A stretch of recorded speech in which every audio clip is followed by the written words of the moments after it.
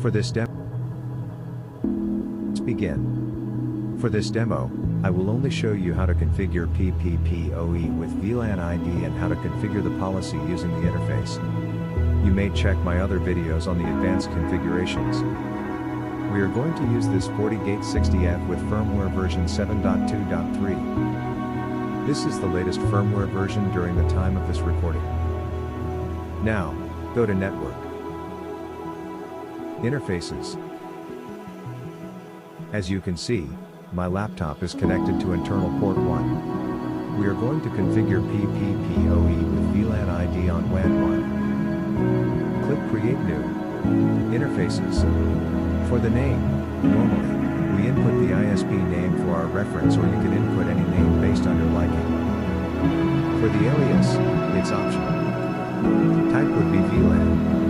For the interface, choose the interface where you want to configure the VLAN, which in our case is WAN 1. Now, input the VLAN ID. This is the one provided by your ISP. In my case, it's VLAN 500. The role should be WAN since it's the internet-facing interface. For the estimated bandwidth, you can input your bandwidth speed or you can leave it to default. Next is the addressing mode. Choose PPPoE.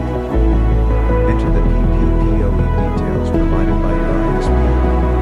This is a username and password. You can click on the eye icon to verify your password. Retrieve default gateway is enabled so we don't need to configure the default route. Keep this in mind. No need to configure the default static route to retrieve default gateway is already configured. For the distance, you can leave it to default if you have a single ISP. The distance will be concerned if you have two or more ISPs. You may check my other videos for full configuration. Next is administrative access. This is how you access or manage this device through this interface. Enable export details for FIREWALL. As you know, it's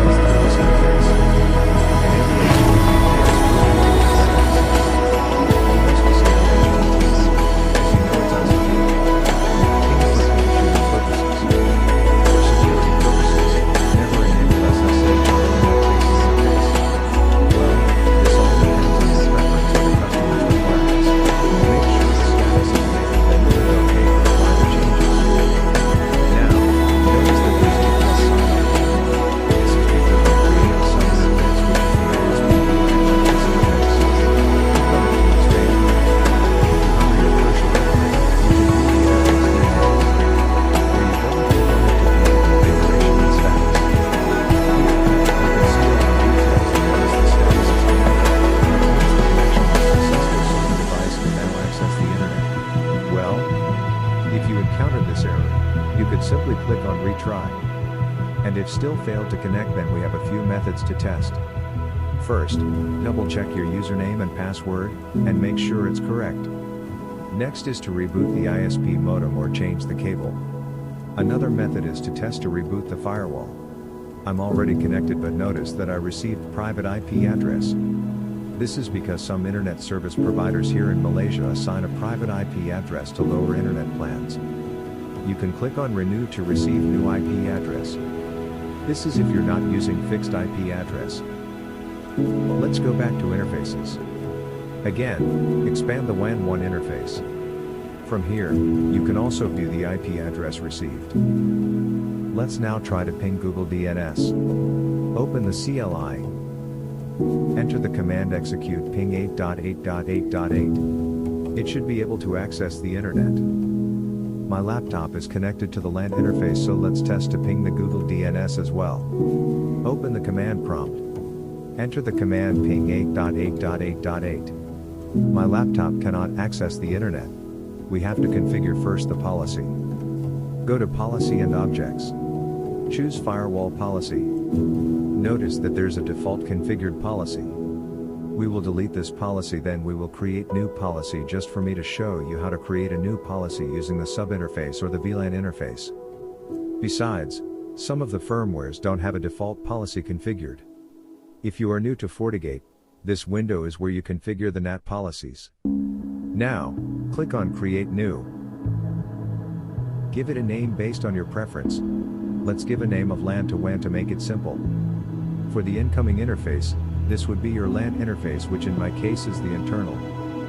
For the outgoing interface, please keep this in mind. We configured the sub-interface or VLAN on WAN1, but we are not going to point it to this interface.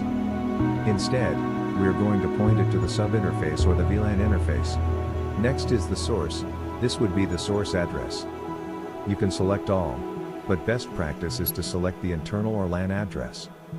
Make sure the address matches the internal or LAN subnet. If you can't find your LAN address, then you need to manually create it. For the destination, since this is only a very basic policy and for internet access, then we will select all. Schedule to always. For the services, choose all. Make sure NAT is enabled. For the security profiles, you can check my other videos. For this demo, we are only going to use the default profiles. You can simply enable and choose the profile you prefer. Again, this is based on your preference or your customer's requirements. But best practice is to enable all security profiles for the basic all-to-all policies. For the log allowed traffic, I suggest you choose all sessions for troubleshooting purposes. Lastly, make sure